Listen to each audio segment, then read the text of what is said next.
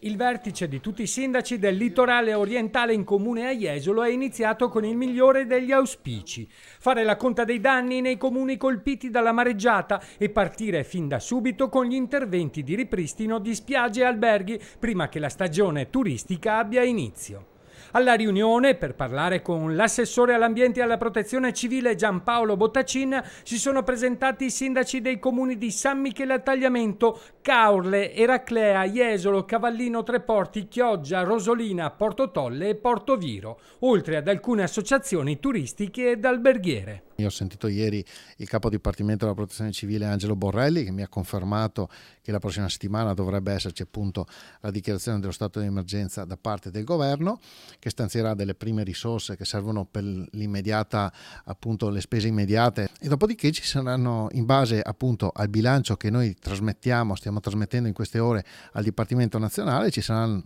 mi auguro, importanti risorse proprio per intervenire nel ripristino di quelli che sono stati i rilevantissimi danni che abbiamo registrato. Dalle notizie che ho io, seppur sono ancora informali, sembra che i danni superino gli 80 milioni di euro, 87 milioni di euro solo per la parte pubblica.